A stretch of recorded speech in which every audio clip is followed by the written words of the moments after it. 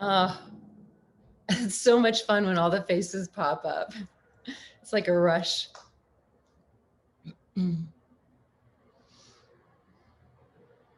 Hi, you guys. So we are now live with the Help Network.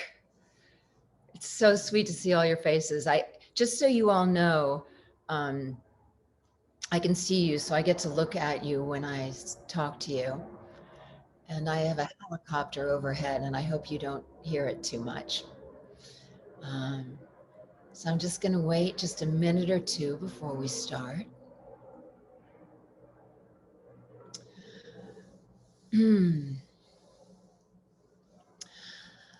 So my name is Karen Strassman, and I am an on-camera actress, a voiceover actress, and a dialect coach. I want to make sure everybody can hear me okay. If you can hear me okay, do this. If you need me to be louder, do this. Good. All right. And I have been working as a dialect coach for over 30 decades now. And it's something that I'm passionate about. And I'm passionate about helping people get find dialects and get proficient at dialects with even more ease. So what I'm going to do today is I'm going to give you all a whole bunch of tools, I hope, to help you learn dialects a lot easier than you thought you could. And my goal is to give you tools that will help you be independent in learning dialects. If you choose to work with a dialect coach, great, but these tools will help you no matter what. And I have found that they make it easier for everyone, and they make dialects more accessible for everyone. So that is my goal and intention here today. Um, so first, what I'm going to do is I'm going to give you guys a little introduction to who I am and how I came to all this. And then I'm going to jump into the information and give you guys as much information as I can cram into to an hour or 45 minutes or something like that. And at the end, I will take questions, and I can see you guys. So at the end, you can raise your hand, and I'll try and look at the chat too, although often the chat escapes me when I'm talking. So, but I'll try and look at that as well along the way. So the first thing I want to do is whenever I give a class or a workshop or an interview and people give me free rein to do whatever I want to, is I like to dedicate the class and the space. I find it kind of opens up the space. So I thought about it this morning, and what I'd like to dedicate this hour together to is our human differences. Working with accents and dialects brings such delight into really experiencing all the differences of all the cultures around the world. And the deeper I go down the rabbit holes of different accents and dialects in different regions, the more you really get a sense of just the different cultures, the reason they're like that, how they perceive things, how they experience life, the temperatures, the climates, the cultures they grew up in, the cultural norms there. And it's given me such an appreciation for our differences all over the world, and things that I might not agree with or not even like, but it's given me an opportunity to understand it from the inside. So I would like to dedicate this hour to our differences around the world, and the fact that our differences is what makes the colors of this planet, even if they sometimes clash, and the coolness of trying to understand them a little bit better and appreciate that we all kind of want the same thing around the world, even if it doesn't always look like it on the outside. So, aho, as the American Indians say. I'm going to give you a little introduction before I jump into the information about how I came to all this and sort of created my own technique for learning dialects. When I was a student, I decided to go to France to study. I'm from the East Coast. My dad is from New York. My mother was from Denmark. So half of my family lives in Denmark, and she didn't think I would need to learn to speak Danish, so she didn't teach it to me, but I would travel home to Denmark and learn as best I could from my family there. And I was told my grammar was horrible, but my accent was very good. And I enjoyed doing that, and I enjoyed imitating them speaking English. When I was a student, I decided I wanted to study in another country, so I went to France. And I was studying theater there. I didn't speak French at all very well. I was studying theater, and I was studying psychology, and I was learning to speak French. And I answered a little ad on a bulletin board in a French theater. They were looking for an American student, perhaps, who could be an apprentice at a studio where they coached French actors to act in English for the camera. And it was sort of a renowned studio all over France where French actors came to train in English so that they could be in all the American co-productions that came into France and Paris, and so that they could, act in English. And I got the apprenticeship, and it turned out I was really good at it, and it was kind of a fluke. And so they hired me the next year. I was 19 years old, as one of their full-time dialect coaches. There was 3 of us, and I started coaching actors of all ages to act in English. And then they sent me to all these famous French actors' homes to prepare them for their roles in English. And then they sent me on sets to coach for co-productions. And one day I was on a set, and the director said, "Oh, little Karen, she's very cute. We give her a role." So I got a role in a French TV series, and I got an agent there. And this is kind of cool because it was after growing up in America, where I was told that I wasn't pretty enough to be a TV actress, but I wasn't ugly or interesting enough to be a character actress, and I believed it. So it was sort of cool to be able to have access to this world when I didn't think that I was right or good enough. And so I started acting professionally in France, and then I got into the French Royal Dramatic Academy of Theater, which is sort of the French school for acting, where the government actually pays you as a student to be an actor there. And I worked to refine my French accent with dialect coaches in French so that I could do Molière and Racine and Shakespeare in French and perform in French. And then after that, I started doing theater all over France and TV and films, and I started getting into voiceover there. And I did most of my voiceover actually in English. There was a small community, and we did I guess I was good at it, and I got a lot of work doing cartoons in English for the international market. So very young, I started working as a dialect coach, and also had to lose my accent in another language. As I went along that road, I just became geeky passionate about accents. And so along my path, even once I moved back to this country and started working in Los Angeles, I've always just coached on the side and coached people around the world to learn new accents and lose their accents. And it's just been something that I'm so grateful to be able to give.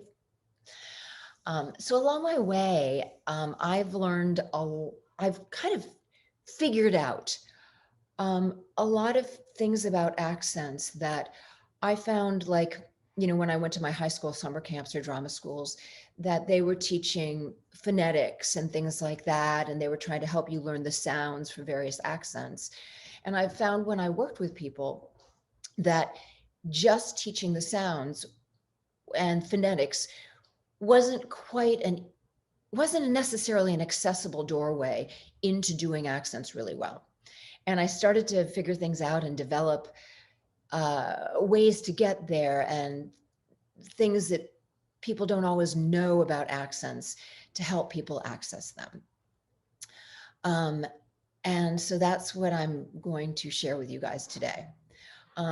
Although phonetics are very, very helpful, you don't need them to learn accents. And I find that often it takes you, we're all creative people here. So I find that very often it takes you into a different part of your brain, like the thinking brain, and to have to jump into your thinking brain and then be creative is sort of not the best route when you're an actor or a voiceover actor. So let me kind of take you on a little road to why accents actually exist. And this is going to kind of take you hopefully into a little aha of how to re-find your way to accents that you want to find and can't quite get to sound quite right. All right, so here we go. When we are babies, we discover we're in a body, and we discover we have fingers. And their fingers are fun, and we play with them, and they're cool, and we put them in our mouth and we wiggle them. And then we discover that we have, and not necessarily in this order, but maybe we discover we have toes, we play with our toes. And that's really exciting, and they wiggle and they feel funny. And we discover we have a belly button. And along the way, we discover that we have a mouth and it makes noise. And we start playing with our mouth and making all kinds of fun noises. And we go and and we play with our tongue and our lips and on the back of our throat. And we kind of trigger all these kind of muscles everywhere just because it's fun. And then what happens is we get older and we realize that language exists. And we start to imitate what our parents say. And something kind of miraculous happens. And I don't have the scientific research to explain exactly why, but I'm sure there's a neurological explanation. But to me, it's sort of an exciting miracle that when we imitate our parents at a very, very young age, and we repeat the words they say, we are able to reproduce those words and those sounds with the exact same muscles that our parents do. So for example, an American parent, American mother might say to her child, "Mommy, I'm your mommy." And the American child will pretty much do, "Mommy, mommy." And they'll have that nice open American sound, and they'll drop their jaw like Americans do. I mean, I'm talking sort of basic general standard American, not like New York American, which would be different. And they actually, as children, we somehow tune into those muscles, and not just the sound of the word, but our muscles resonate with our parents' muscles, and we're able to reproduce those sounds with those muscles. Just the same way, if it was a British mother, she would say, "Mummy, I'm your mummy." And the child would say, "Mummy, mummy, mummy." And they wouldn't use that open back of their mouth. They'd use that front top of palate, "Mummy." A French mother might say, "Maman, je suis ta maman." And the baby would go, "Maman, maman." And the baby would not go, "Mama, mama." And it's fascinating. So then, as that child, as we learn to imitate those muscles and speak the language in the dialect that we are growing up speaking, we learn to use all of those muscles. And at the same time, all the other muscle groups that we were playing with as a baby, they disappear. And we just don't use them anymore. We don't tap into them. We don't visit them. We don't use them. So then, cut to us getting a little older, and we want to learn to speak another language or speak another dialect, whether it's, you know, a German person who comes here and then they live here for a while. And, you know, I have friends who say, "Yeah, I have this French friend or German friend or Russian friend, and they've lived here for 20 years and they still have their accent. They should know better.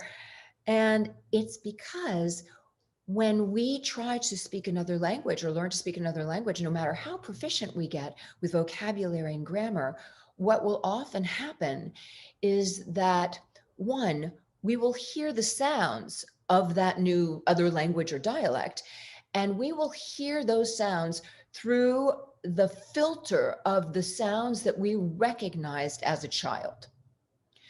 So we don't actually hear the sound that that other language or dialect is actually making. We hear the sound that sounds familiar to the sound that we already know. Isn't that fascinating?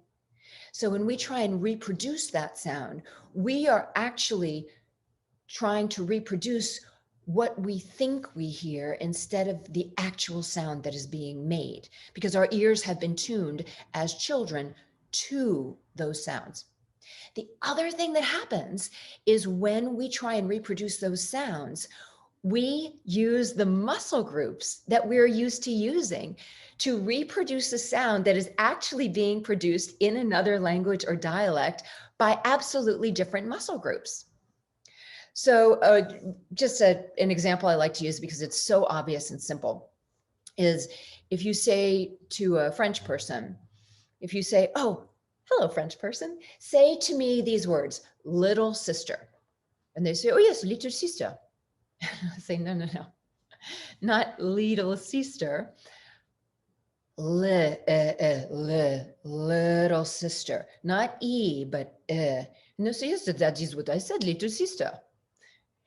Because the French people use the front roof of the mouth to pronounce the sound. So, and Americans, and when I say Americans, I'm really talking about standard American because we have all kinds of wonderful accents in different regions. So I'm really talking about what people term as standard or general American. Use whatever words you want, but sort of the American that we, that doesn't have a marked accent. So in standard general American, we tend to speak from here down and we resonate in our chest. So we speak the lower jaw, and you can really see that when I'm talking, I'm not using my upper mouth. And you can really see that this is what's working. And you can hear that I'm resonating more down here and here. So I'm not resonating as much up here, although in certain places on the East Coast, they might resonate, or, then we're going to resonate more up here, right? But general American, we're going to resonate a lot in the lower jaw and here. So if you talk to a French person, they have never, like my clients who come to me for accent reduction, almost all of the European ones and many clients all over the world, it's very rare for an accent to resonate in the lower jaw and the chest. And we don't think about it generally, most of you here, although a bunch of you probably aren't, but a great number of you are probably speak general American. And we don't think about the fact that we really resonate down here and here. We're not even aware of it. But the clients that I coach all over the world, most of them, they don't know how to get into this resonance.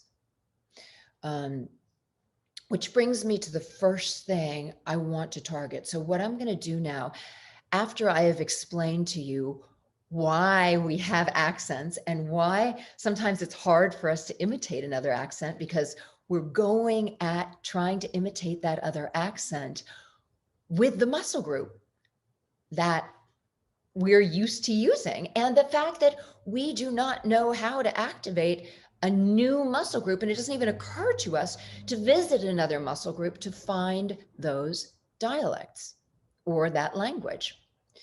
I just want to put a parenthesis right here because this is cool.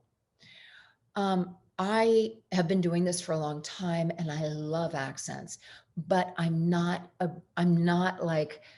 brilliant at them and I'm not a genius at them. I have some friends in the business who are just crazy brilliant at them. They can go you know, to a city or a country, or, you know, a specific place in the deep South or a specific region of England, or just listen to it and just completely imitate it and have it be perfect. And I've said to one of those friends before, oh my God, would you teach me how to do that, you know, accent? And he said, I can't. I don't know how I do it. I just do it. I'm not like that. I'm not a genius. I'm not brilliant. I'm just delightfully passionate and curious and obsessed. And so I'm probably no more skilled or have no more level of genius at accent than any one of you here. My ear is not that great. I'm not that the best singer. Like I've just become curious and passionate about it and have developed tools. And this is also really cool to tell you guys, because it means that the route that I'm taking you guys and what I'm explaining, any of you can do this. You don't have to be super talented at it, because I'm not. So like, I just want to empower you guys to know that all of this is so accessible. Okay. So now I'm going to get into these things that we're not aware of because we don't think to look for them. And I'm going to give you guys tools to look for these things so you can find them when you're researching accents on your own. Oh gosh, there was something I wanted to say before then. Oh, it'll come along the way. I'll interrupt myself. So, oh yes, this is what I wanted to say. So how I perceive doing accents is not doing another accent or imitating another accent, but it is literally finding your way into the instrument of that accent. And I perceive every different accent and language as using a slightly different instrument. So some, you know, it's like, so you're not going to try and make the same sounds as a piano with a violin. So let's learn how to play the piano. And so this way, if you approach accents in terms of how do I learn to play that particular instrument? How does a Russian, like, how does their instrument work? How does a British instrument work? As opposed to how do I sound British, mate? You know, it's like, no, where are British people placing their instruments so I can sound like them? And so that's what we're going to dive into right now. So here we go. The first, and for me, the most important thing, and if you only get this with an accent, you'll be more than halfway there, often 65% there, is looking with each accent and trying to, and listen, I call it listen feeling, hear feeling is what I call it, hear and feeling with your muscles, where that accent lives and resonates. Okay, so I'm going to give you some examples about that. And so you'll understand what I'm meaning when I give you these examples. Okay, so for example, I just talked about how standard American really resonates down here, right? And this is really cool. You can even see, so you guys can see, yeah. So you can even see right now when I'm speaking, and my American is generally standard American. And when I'm speaking, you can see that my jaw is really released, and we have a hinge in our jaw that happens right before you yawn. And you can all do that. And you can feel there's a hinge that releases right before you yawn. And for standard American, we actually release that hinge to make our open sounds. And, you know, those of us who do speak that way, we don't even realize we're doing it. But for those of you who are from another country or do another dialect, it's an interesting thing to know. So standard American really resonates. I call it, for my foreign people, I call it a froggy pouch, because we kind of resonate more down here and more here. Again, unless, like, you say you're from New York.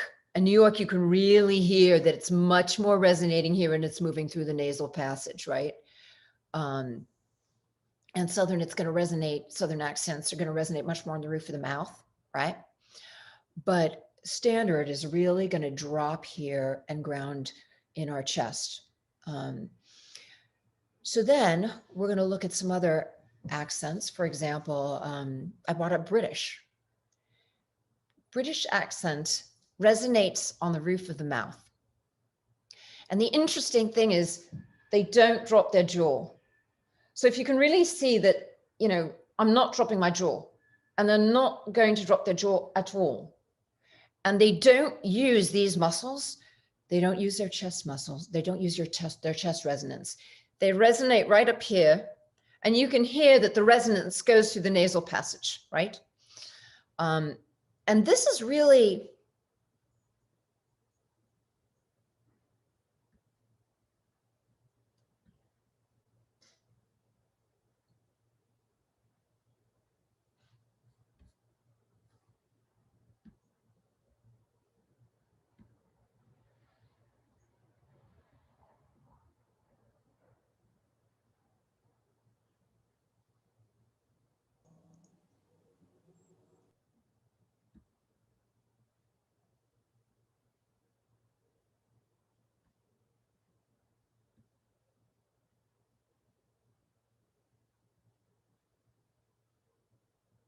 call Julian.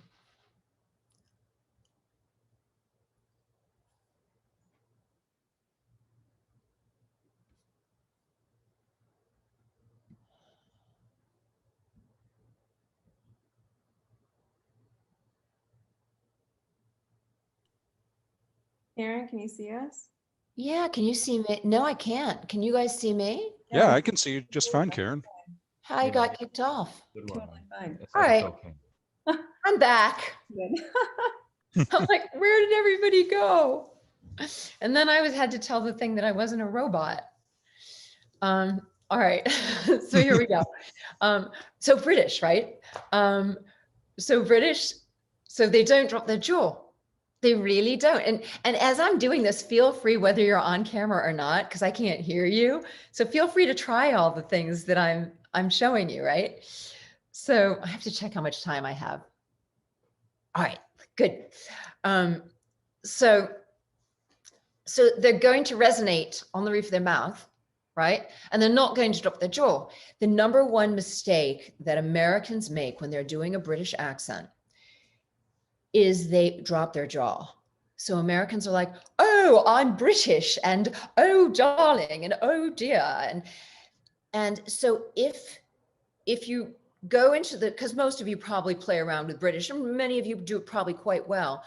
If you tell yourself, I'm not going to drop my jaw, I'm going to resonate on the roof of my mouth, then right there is like a portal into British. And if you just make that one correction forever and ever, amen, on your British accent whenever you're auditioning, you will find that it will sound true, much more so. And that's just finding where the resonance is. And when I say resonance, it's also a question of what muscles are working. So when you can feel into, and again, do this at home. You can really feel that there are muscles on the roof of the mouth that are very active in British that aren't in standard American. Like I really don't use the muscles on the roof of my mouth as much, right? I'll give you a couple other examples. French. So the French is placed, I'm going to be very specific here. It's placed on the roof of your mouth, right behind your front teeth. So the French accent is placed on the very front roof of the mouth, behind the front teeth. And the other thing is, in the French accent, you do not drop your jaw.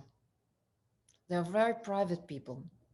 So they're not going to be flapping their mouths like that, you know? And that is going to be how you get that really nice French feeling. You can hear when I'm doing it, how it's right there. And you do that, you resonate there, you let it go a little bit through the nasal passage, and you do not drop your jaw. And I guarantee you, if you do that, you are 50 to 75% of your French. You're probably doing it at home and you're probably hearing that it works, right? So same thing with the German accent. The German accent, they do not drop their jaw, yeah? So for the German accent, it's right behind the bottom teeth and front teeth. So it's not really hitting the roof of the mouth, but it's really in the front of the mouth, but they do not in dropping their jaw. So if you do not drop the jaw and you put the sound right there, you're getting your stereotypical German accent. Yeah. Another fun one, a Russian accent. A Russian accent, back roof of mouth. A Russian accent in pocket, back roof of mouth. You feel where it lives? You feel where that Russian place it's living. So the exciting thing is that if you can listen to a dialect, listen to people speaking that dialect, if you choose to work with a coach, but the first step that I like to do is figure out where that lives. Like I kind of say where it nests, where its home is. Because if you can find where it lives and where its home lives in the instrument and just isolate it there, you're going to be half of the way there. And then the rest is just details. That's your cake. And then the rest is like frosting or decoration or whatever. That's your vase on a potter's wheel, and you got your main vase, and then the rest is, you'll put a handle on it and you'll do details, but that's the main foundation. So then what you want to do is you want to start looking for other details. And I'm going to go over some of these details in absolutely no specific order. They're just going to be the orders that they come to me. Something that I'd like to point out, which is a very interesting thing, is different. Oh, wait, no, I'm not going to do that yet. I'm going to start with this one. Different accents move in different directions. So, for example, the standard American accent drops down inside the body, right? Contrary to popular belief that Americans are loud and everything, when you get a New York accent, that's going to project forward through the nasal passage. So the New York trajectory is that it's going to be pushing forwards. And, that's your part of the country where that's just, whether you're in Manhattan, it's going to be pushing forwards. It's going to be a little bit more subtle. They speak a little faster there. It's a little bit more subtle, but there's still a movement forward from the roof of the mouth through the nasal passage. You get to the place like the Bronx, something like that. It's going to be a little bit more inside, but there's still going to be a push forwards. And then the New York accent that comes from Italy, it's the same thing. It's got that push forwards, which is very interesting because if you get the Italian accent, it has a push forwards, Italian, there's always a push. So if you're standing in front of a microphone, you have to do the Italian accent. What I like to do is I feel a little push. See? And that's like you go to New York and then you get the Italian New York accent that's right there. So Italian, right behind there. But the difference between an Italian accent and a French accent, which are basically almost placed in the same area, is the Italians are pushing forwards. French is totally staying inside the mouth. Isn't that cool? Isn't that cool, you guys? So you have like a similar placement, but then they have a different dynamic. Standard drops down inside the chest. So, and we're not muscling our way through it. So I have a lot of foreign actors who come to me for accent reduction, and they're trying to push it forwards. Yeah, I speak American. Some of the French guys like, yeah, shit, man, I speak American. And we don't do that. We drop down and we resonate here and here. What direction does Russian go? Russian goes back. Russian's going backwards. Hit roof mouth and go back. Yeah, it's Russian's going backwards. But resonate a little bit through nose, but go backwards. So you have all these different accents, and the trajectory of them is going to make a big difference. And now I'm going to share something really cool. So for example, we talk Russian accent go backwards. Yeah, Russian accent pocket roof of mouth go backwards. And then what happens is as you move across the globe, from Russia, you're going to start heading south, and the placement and the trajectory is going to change. So the Russian accent back there. Then you're going to move to, for example, Polish accent. Polish accent more middle of mouth. Here, Russian accent backwards. Russian was squinched, little pocket backwards. Sounds very squinched. Da? You hear I use technical word squinched, but you understand what I'm saying. So Russian going backwards, right? Then you move into Romania, then you move into Poland. Poland, you can hear that it's not so far back, so they still roll R's, but Poland much more middle roof of mouth. Can you guys hear that? Polish, right? Now, and then you move into Romania, and Romania much more forward. But they're very similar dialects, but also it's getting warmer. So Russian squinch back roof of mouth, it's very cold. They do not want to open up mouth to take in cold air. Very uncomfortable to pull in air full through mouth in cold weather. Da? But as it starts, you go to Romania, starts getting less cold. And then you also have a Romania, Italian, you start to have juice. You start to have juicier plants, in Romania. Then you also have Greek. Greek, which is very much in middle mouth. Greek, like right there. And you guys are recognizing this. It sounds right, right? And all I'm doing basically is taking the same basic dialect and moving it to that placement. And then what happens is you get to the Arabic countries, which are, again, like, people come to me like, how do I learn Middle Eastern? And I say, basically, you start with a Russian accent, but then you move it to the front of your mouth. So Arabic countries very much in front. They're right there. They're hanging out where the Italian accent lives. It's hot, and it's intense. So Arabic accent, front roof of mouth, with pushing forward, heavy. And again, that's also going to mirror the culture. All right, can you guys still see me? Yes. Okay, what happened? Okay. So isn't that cool, you guys? So when you're listening to an accent, that's the sort of thing you want to start listening for and feeling for, hear feeling for, right? Let me give you some other examples that are in different places. Oh yeah, what direction does a German accent go in? So German accent stays inside of mouth. German people very wait, you have to German accent. There we go. So German accent. So German are very private people, so it stays inside of mouth. And you notice as well that everything I'm describing also has to do with temperature and culture. And when you're working on an accent, we're actors, so our job is to drop into other realities. So you want to allow yourself to drop into, oh, they live in a cold culture where it's cold all the time. New York, they live in a city where everything's loud. So you're gonna, and you have to get your way through the subway. And, what rhythm is that culture in?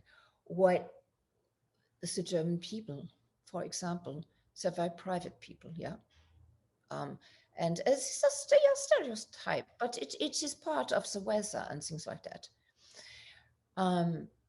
So that is what direction accents go in. Do they stay in the mouth?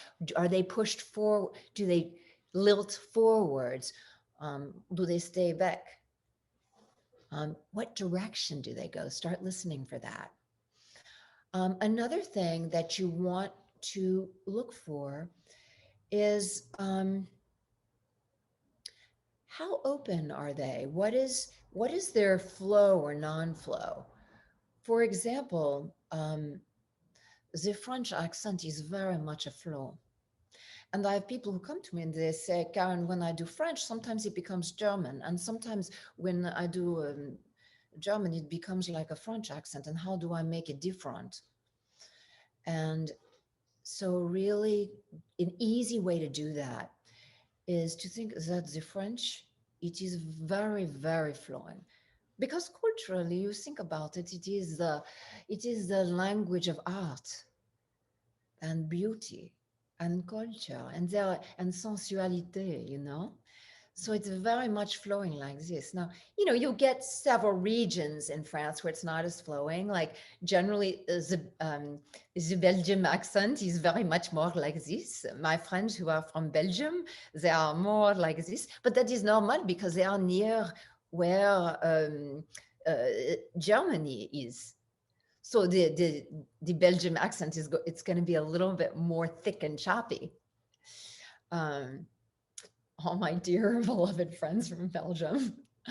Um, and so you go to Germany now, and you will notice that the German accent is choppy because it's a little bit part of that culture. They are less about sexuality and they're not that they're not artistic or sensual, but it's culture.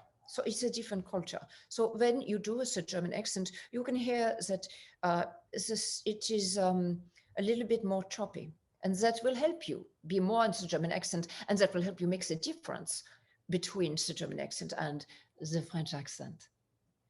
So you want to look for those things. What is the rhythm? Is it flowing? It's with the Italian accent. It's a very generous culture. See, it's a go forwards, and it's a flow of forwards, and this is nice, something like that. Um, and I haven't touched on Spanish. When you asked me alone. Also, so the Spanish accent is a very generous life and sunshine accent, no matter where you are on that Spanish plane. Um, but Spanish accent, they resonate through the nose, see? And so a Spanish accent is, they're not quite as a pushing forwards. And Italian is much more in the front of the mouth. Spanish is more on the roof of the mouth through the nasal passage. Let me give you another example from another region. Um, uh, is a good example is a Danish accent. A Danish accent, a little bit like it's backwards for the Danish accent. It's back inside the back of the mouth because, yeah, it's a cold in Denmark, and so it's a little bit more back here. And you can find that the Norwegian accent is a little bit more forwards. It's more choppy. The Swedish accent is a little bit like Danish, but it's more in the front of the nose, like there. And then all the Swedes who migrated into the Fargo region, that's why you get, don't you know, the Fargo region. So they're talking up here. Thanks, Cassandra. They're talking up here, and all my friends who are from, that whole region, Minnesota, and the things like that. You're going to find that they don't drop their jaws much in Minnesota, and they're much kind of more talking right up there. Part of the reason is because it's cold up there. Yeah, yeah, and so it's cold up there, so they're going to be speaking much more on the roof of their mouth, and their voices are going to sound a little bit higher, and they're going to talk a little faster, and they're going to smile a lot because it's cold and because they're neighborly people in the Midwest. Yeah, yeah, yeah. Don't you know? Yeah. So what I'm doing now as I play around with this is I'm giving you all kinds of examples of where is the placement. Is your jaw dropping? What is the rhythm? Like I said, all of your friends from the Midwest, they will all talk a lot faster because it's cold and because they're from that culture and because they don't drop their jaw.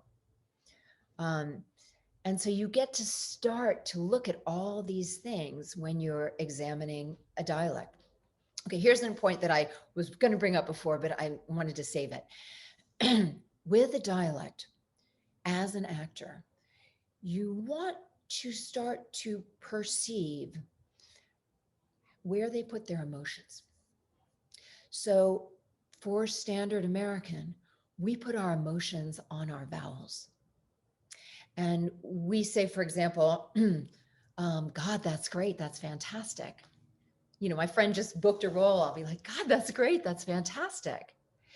In England, they will put their emotions on the consonant. A friend who just booked a role. God, that's great. That's fantastic. That's brilliant. That's fantastic. A British person will never say, God, that's great. That's fantastic. They're going to put that emotion on the consonants. God, that's great. That's fantastic. And so their spark and their juice, British, is going to be on the consonants. Whether it's sexiness is going to be on the consonants. Anger is going to be on the consonants. Jealousy is going to be on the consonants. American, anger is going to be on the consonant. Anger is going to be on the vowels. What? What the?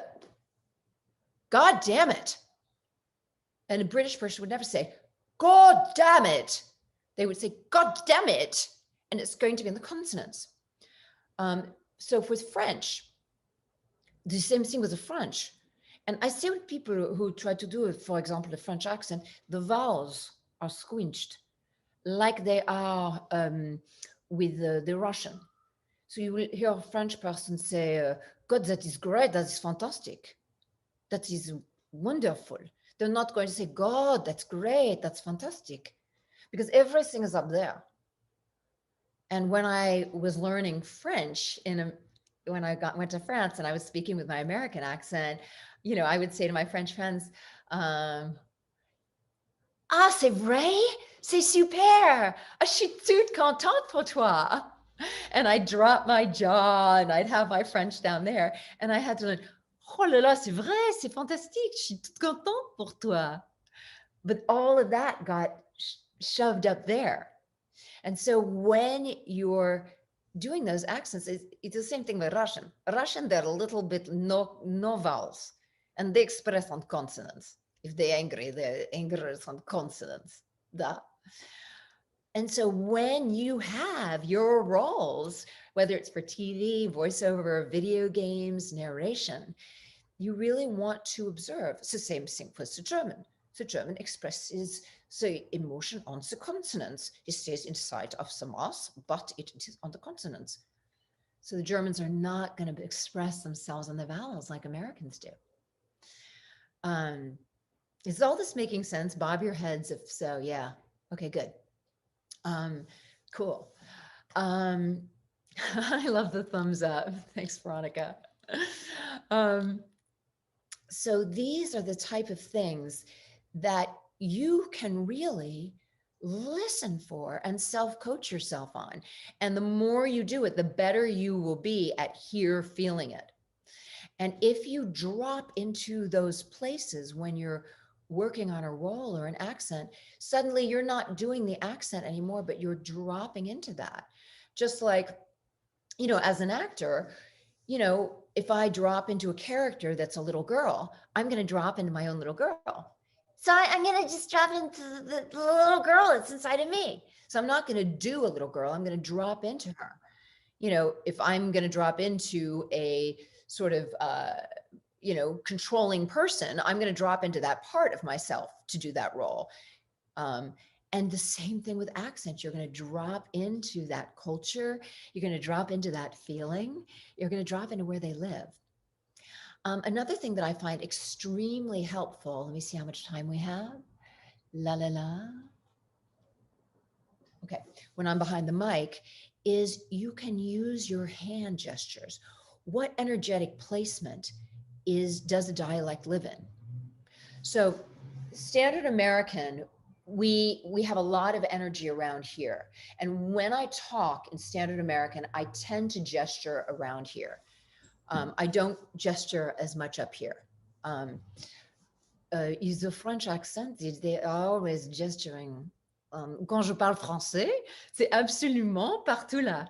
And they gesture like right around here. Italians are gesturing there. See. And when you're at the mic, you want to allow your hands to gravitate to where that dialect energetically lives. Do you feel that American kind of grounds down? Do you hear that British grounds upwards towards the roof of the mouth? And can you hear that also the grounding on the British accent is on the roof of the mouth? It grounds there. One more detail before I open up to questions is you want to observe what the tongue is doing.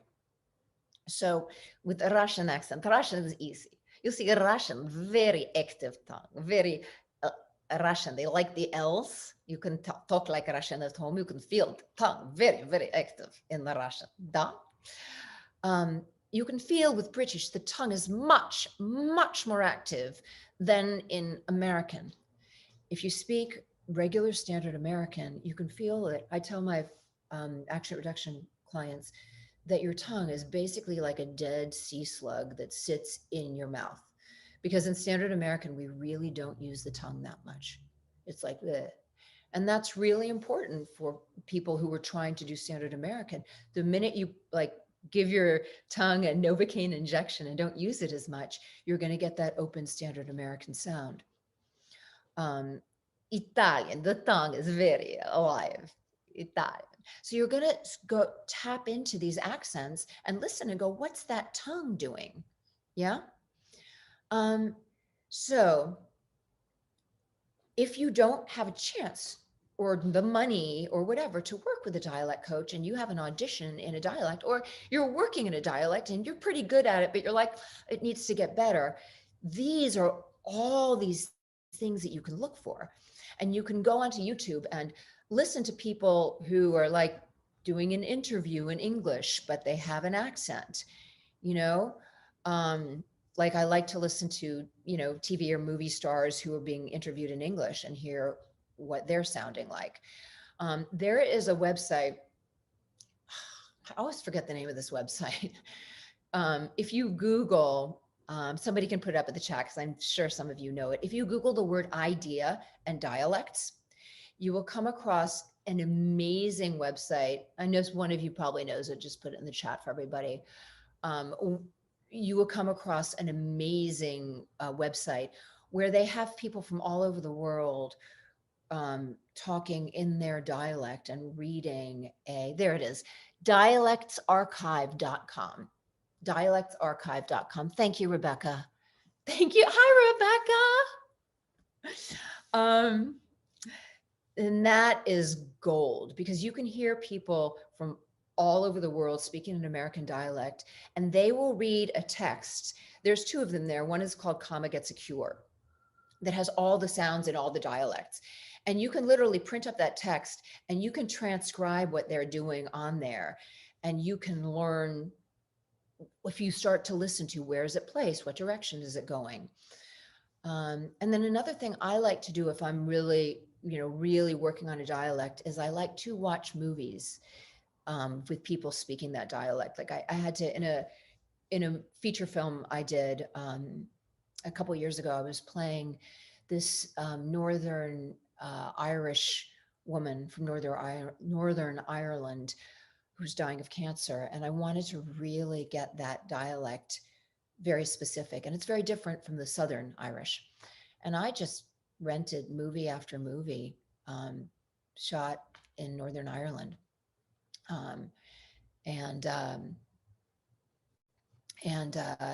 I would take my phone or a recorder and I would record parts of that movie. And then I would just walk around and listen to it and work with it and imitate it. And then sometimes I would transcribe those scenes so I could mark up the sounds for myself and see where they come from. And then I could take my script from the film and mark that up. But very often I didn't even have to mark the sounds anymore because once I got the placement and the feeling of it, I could find it. Whew. So that is my very fast, very nuggeted, balled up little ball so I can hand it to you. All kinds of tools that I use when I coach, that I give to people, that I please take and use. And literally, like, I am not brilliant at this. I just use these tools a lot. And if you all use them for everything you're doing, you'll be surprised at how good you get at this stuff and how much easier it was than you thought. So we have just a tiny bit of time, and I want to take some questions so this becomes more of a dialogue. I see a lot of you on the screen. The best thing right now would be is just to pop yourself on the screen and wave. And if I see you waving, then I'll answer those questions first. And if not, I'll go into the chat. Before I do that, I just want to let you guys know that I post a lot of dialect stuff, and I post dialect tips and things like that on Instagram.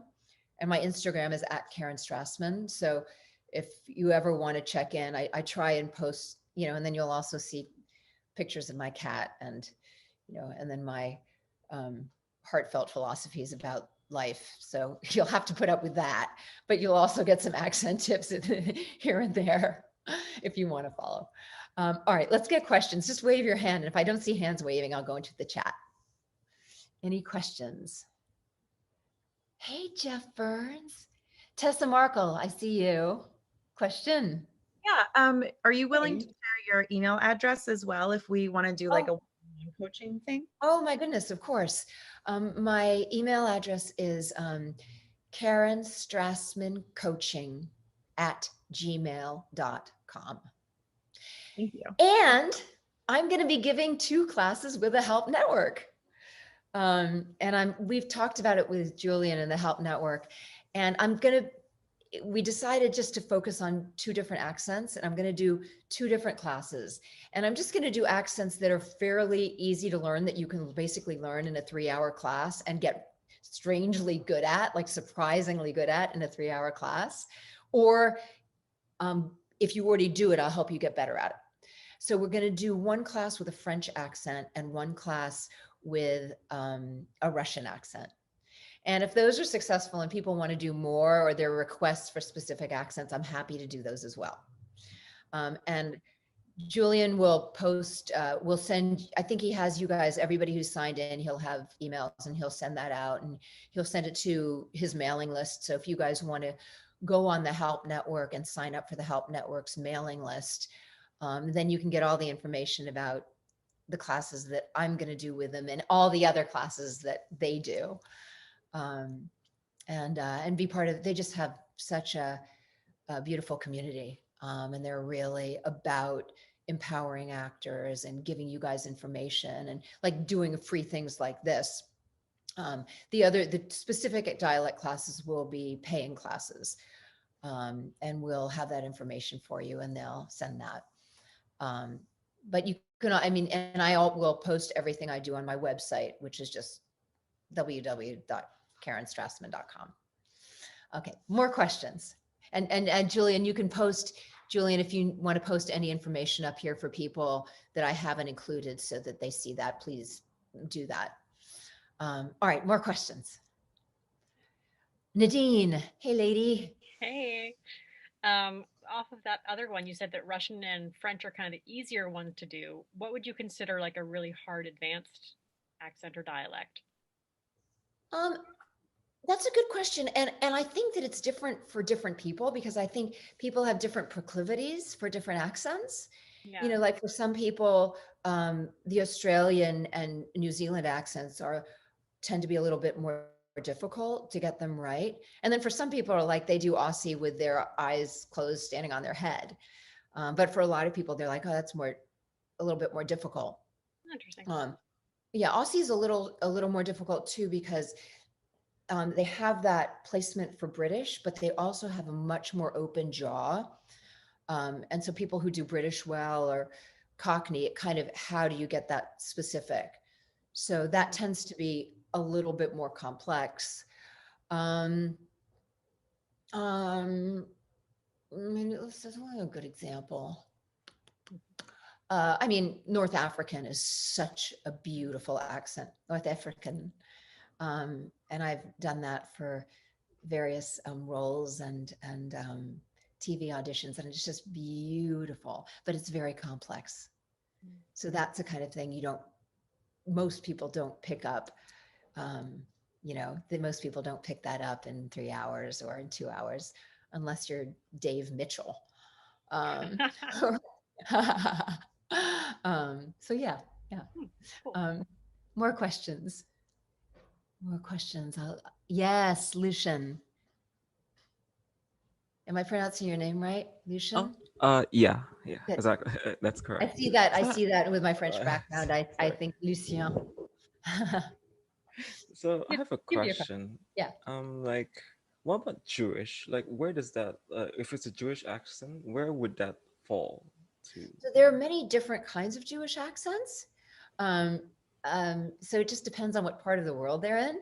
So my dad is Jewish and he's from New York. So all my Jewish relatives are Jewish and from New York, and you can really hear that. And that's right inside the front roof of the mouth. And they're always like Karen, Karen. They always call me Karen. Call me Karen. So that's kind of in that, and then you get the Jewish grandmothers, and that's kind of fun to do, and then you can play around with that. Hebrew, Israeli, is placed very similar placement to where Arabic is placed. So and I'm not good at Israeli. Israeli is another one that it's not that complicated, but it's something, if I hear somebody do it, then I can imitate it, but I'm not always good at doing it off the cuff. Israeli accent is much more in so Israeli accent almost sounds like it's part of French and part of Arabic. And it's very much in the front of the mouth, like the French is, but it's more pushed forwards. I'm not doing a very good job. I'd have to listen to it and practice it, which is proof that I'm not a genius, that I'm just, but Arabic, I mean, Israeli, Hebrew, is in the front of the mouth like Arabic is, but they use their consonants in a way that French almost does. So a lot of you might hear somebody speaking with a Hebrew accent, and some people think it's almost French, but it is thicker. It's different. It's like, it's more forwards. And then I know people who have a very light Hebrew accent. And my favorite word that people say with their Hebrew accents is food. They don't say food, but they say food, food. And they say that word a lot because they make delicious food. And then there's Yiddish, which is more insides of the mouth. So German. So they're going to have that more German feeling. Gewollt, I gewollt. So it's going to be more in here. I gewollt. I don't speak Yiddish, but it's going to have that more German placement. But it's going to have a little bit more chutzpah. The German is a little bit more reserved, and the Yiddish has more chutzpah. So it's going to have a little bit more of a push forwards. Do you see, you guys, in me answering these questions, how I'm using these different elements that I spoke about during this hour? And you want to look for this stuff. Great question, Lucian. Great question. Another question. Yeah, Cassandra. Thanks for your enthusiasm, lady. It's so great watching all of your faces. It's very encouraging. I'm from Wisconsin, so I was like, the Fargo accent's so good, don't you know? And do you hear when she does that, how it's right up on the roof of her mouth and she doesn't drop her jaw? Yeah. Oh Talk a yeah, little it's like bit more so Canadian. people Oh hear yeah, it. it's kind of up there. Yeah, it's up there. And then it's through the nose. Oh yeah. Anyway, so and I get into it sometimes, just that. So I wanted to try to kind of learn the Irish accent. Yes. What's the main difference between the Northern Ireland and Southern Ireland? What are like the two main differences of those two? And then I also wanted to ask what your favorite accent for you personally to do is. My favorite accent is Danish because it feels like home. Nice. Yeah. No, when I hear a Danish accent, I hear my mother, and I hear my aunt, who's my favorite, who even passed away. So yeah, when I hear the Danish accent, it's very sweet. I also just love Russian because it's so playful. And I love French because it also feels like home. Those are the easy questions. Okay. So the Irish accent, let me see, I've been doing so many today that I might not drop into it very well, but faith and begotten. So the Irish accent, the Irish is right behind, it's the roof of the mouth behind the front teeth. So when you're talking with an Irish accent, you can hear that it's there's a push on the roof of the mouth. Irish. You say it at your home, Irish accent, really. And the main difference is because between the Southern Irish and so let me go into origin. So Northern Irish, it's gonna have that same feel to it that you get in Northern England as well.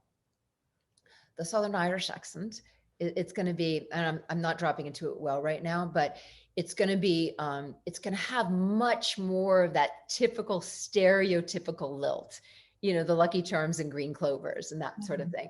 It's going to have that lovely lilt to it. The Northern Irish is going to be a lot harder.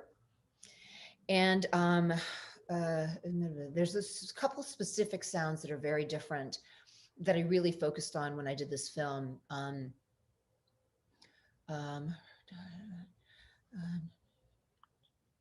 not finding them right now, and I don't want to, I mean, I want to do them justice, but there's one that really has that Northern England feel to it that's a lot harsher, and the Northern Ireland does not have that lilt.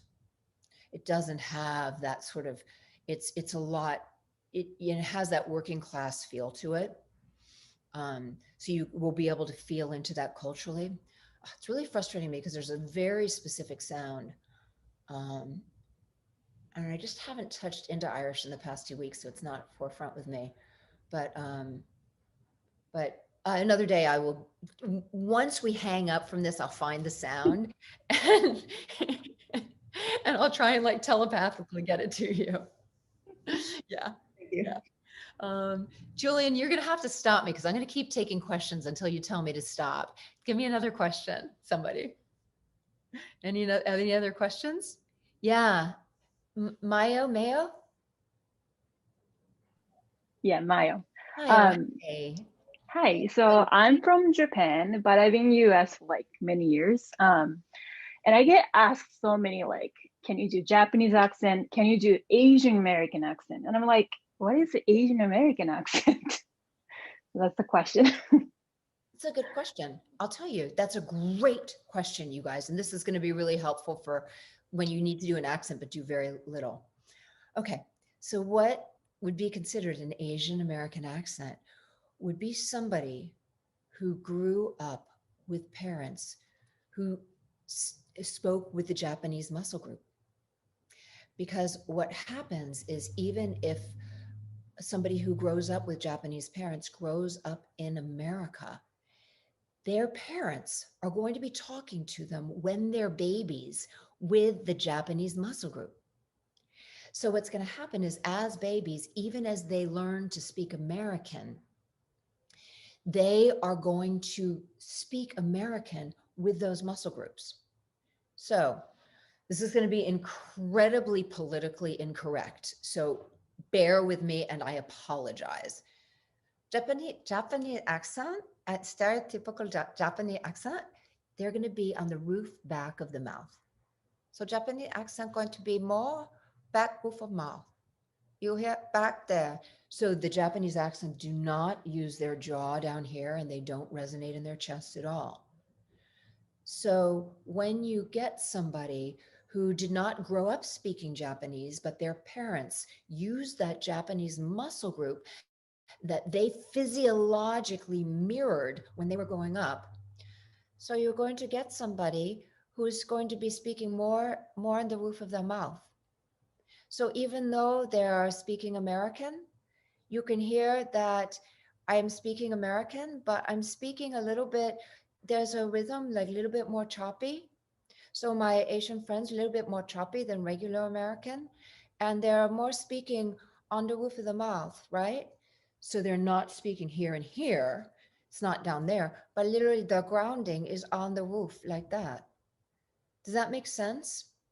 And then there's various, like, I'm exaggerating it a little bit so that you can hear it, but then you can even pull it back a little bit more and you can still have that placement, but you can feel that there's a little bit of the choppy thing, and you can feel that there's a little bit of the rhythm for the Japanese, but you can feel it sounds completely American, but you can feel that there's that leftover muscle, those are the muscles that that culture will be favoring.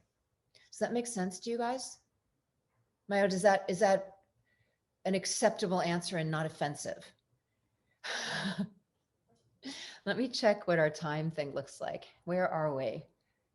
12:08. I should probably stop, right, Julian? Let me stop and respect your guys' time. I just want to thank you for your generosity. It's been so cool to see all of your faces here, and I'm so sorry if I didn't get to address a lot of the things that are coming up in the chat. Feel free to ask these questions on Instagram, and even if I get a list of questions on Instagram, I can make them public. And please feel free to check into the Help Network and get on their mailing list and check into their classes. And if you are in their mailing list, and you'll get the information about the French and Russian class that I'll be teaching, probably one in January and February, I think. Yeah, I'm happy to, I'm at your disposition to answer questions and stuff. If you email me at my coaching email, sometimes it takes me a couple days or a week to get back because I go to the buffet of life and I put way too much on my plate and I try and do it all, and then I get behind in my communication. So if for some reason I don't answer you, just wait a week and ping me back again and say, Karen, you said to bug you, because it's not out of not wanting to communicate. I just I have a full plate sometimes because I'm a little too excited and passionate about life.